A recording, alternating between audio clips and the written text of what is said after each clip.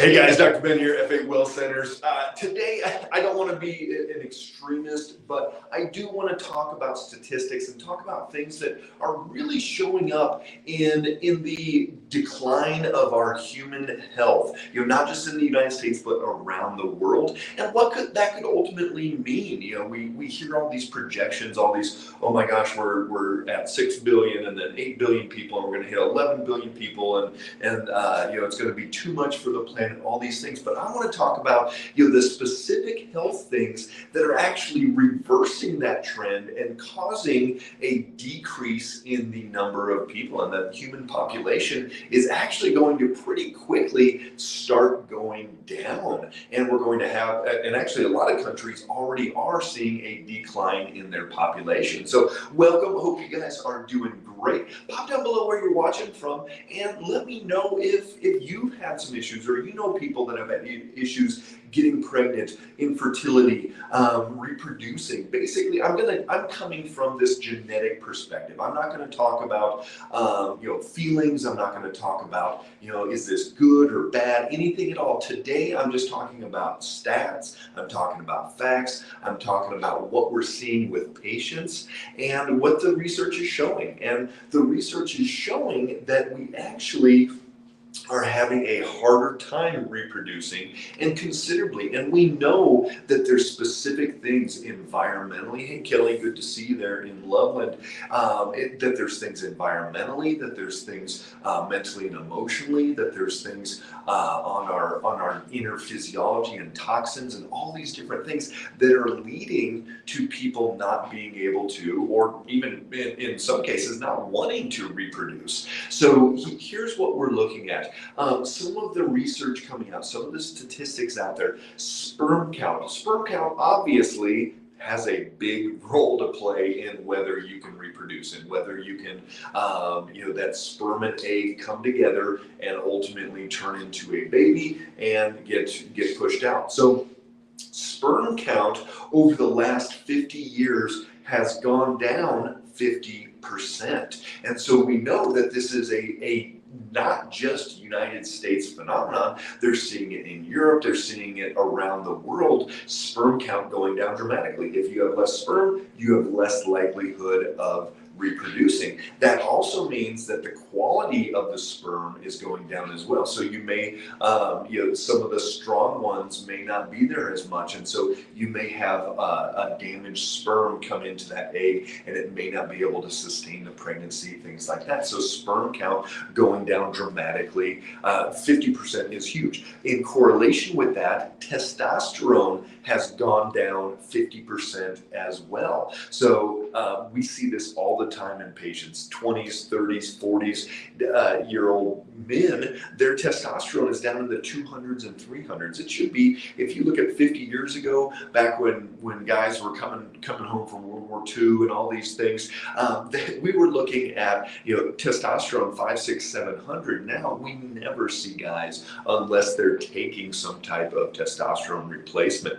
Hey Marla, good seeing you in Kansas there. So again, we're talking about health issues and disease states in the human body that actually are affecting the ability for humanity to replicate. And this is not just extremist sounding alarms, things like that. I'm just going off of straight statistics and showing that we're actually not on this trajectory for 11 billion people. We're actually starting to decline, and a lot of countries are going to be hitting that very, very soon. So sperm count down 50%, testosterone down 50%, miscarriages are up 50%. So in the last 50 years, miscarriages have gone up 50% in that same amount of time. So women are not able to hold their pregnancies as long as they used to. So when you decrease the male's ability to combine and get this conception with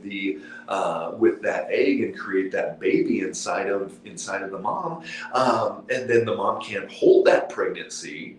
So then we have this very very much decreased chance. The research is showing that women of childbearing age are in the 19% range now of where infertility, they're considered infertile because they're not able to get pregnant for at least a year. So 19% of childbearing age women right now are not able to get pregnant, 19%. And 26%, this is all according to the CDC, 26%, so I'm guessing it's probably even more than that, 26% is going to be where they have challenges maintaining pregnancies, a lot of different issues. Grace, does diet contribute to this? Panama City Beach, absolutely.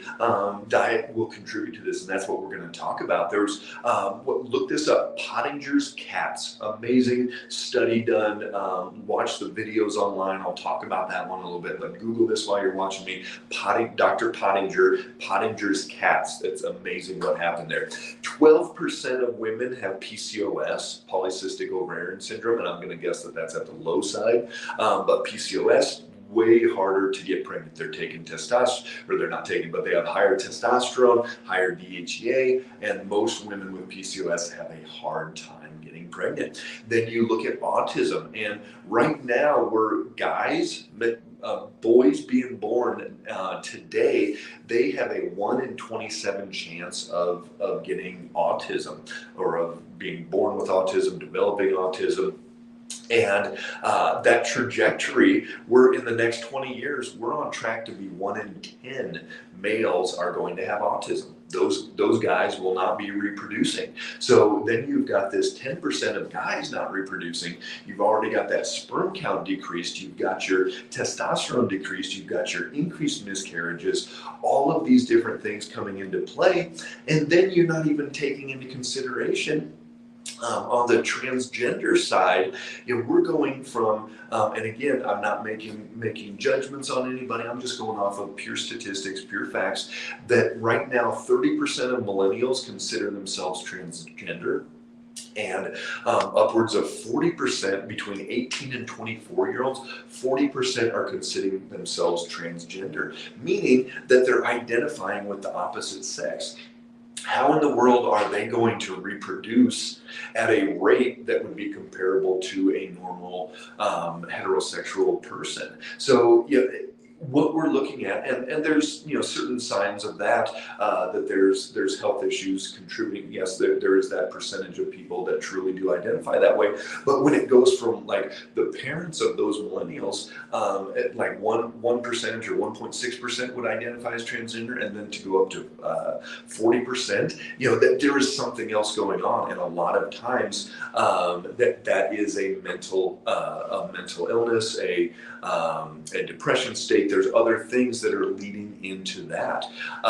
So this is definitely a true thing, and I'm not being the sky is falling. I'm not trying to scare people, but what I am saying is that, hey, we need to take a massive shift in what we consider health, in what we consider healthy, in what we are putting into our bodies. Because here's the deal: when your sperm count goes down and your testosterone goes down 50%, when your miscarriages go up 50%, when 19% of females, the number is about 18%, when 18% of the population cannot reproduce or will not reproduce, that's when countries like Russia has already maxed, and now their population is starting to decline. Almost every European country is on a decline, and that's why they're bringing in all these immigrants and just letting people come into their countries, because they're not going to have enough people to work. China is actually on the verge of this. Most people think, oh my gosh, the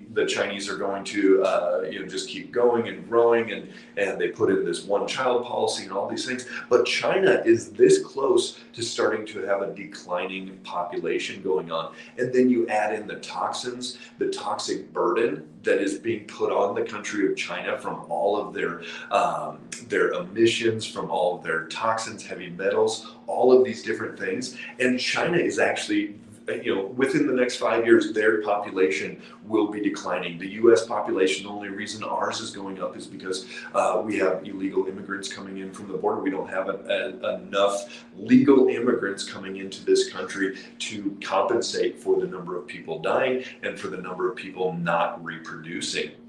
And then you get into the places that have peaked and are going down, and the humanity there. That a lot of people, if you look at Finland, Norway, some of these countries, people just choose not to get married. They choose not to have children. It's just that people are just kind of walking through life. They're sleepwalking through life and not going down that path. And I'm not saying it's good or bad. These are just statistics and facts. And so the whole thought of, oh my gosh, we're going to overpopulate and and hit 11 billion, all those things. I really think, after looking at stats and listening to some people talk about the demographics and all these things, that we're at very close to that max point and on the verge of dipping down dramatically, especially as people move to the United States, as people move to Europe and go to these places where they get into that standard American diet. They get into the toxins, they get into all these things. So they're coming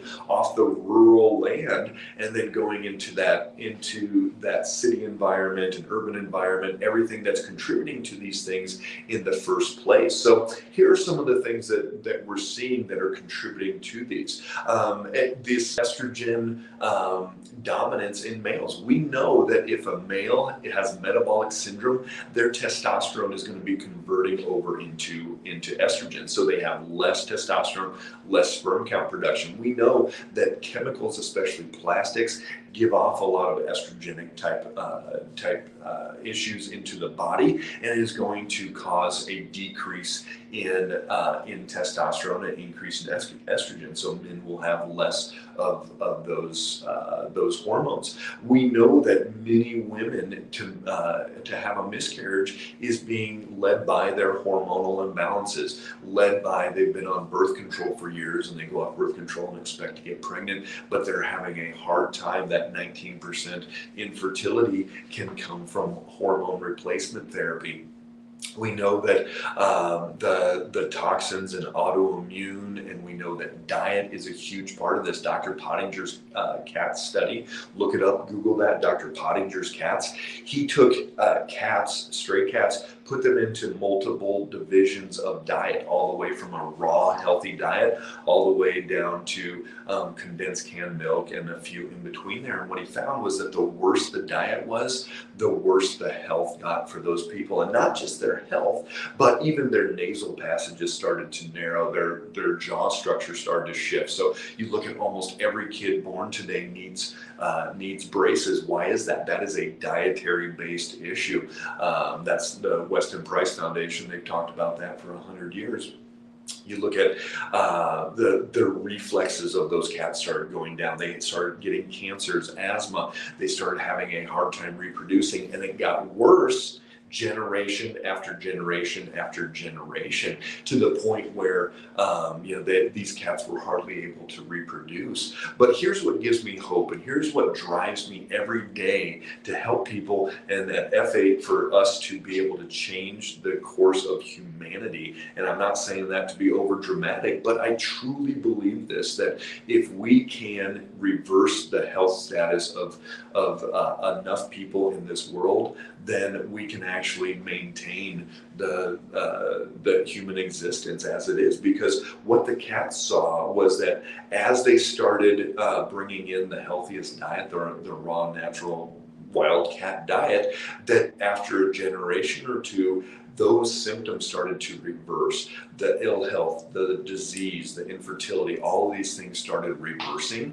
And it takes time, it takes action, it takes moving your feet, it takes doing things before somebody starts procreating. And so this is why I love working with females before they've actually had babies. So if you have a daughter, if you have a son, if you have anybody that has not started procreating yet or is still in the process, they need to get their health as feasibly best as they can. And so again, these are just straight statistics. I'm not going into an over-exaggeration or anything, but truly we are at a tipping point in the health status of of humanity, and I will be getting you guys more information on how you can just be the healthiest you can possibly be for yourself, for your kids, for your grandkids, giving as much hope and guidance as possible, because that's what it's going to come down to. We're not going to be able to have a nationwide or a global initiative to get people healthy.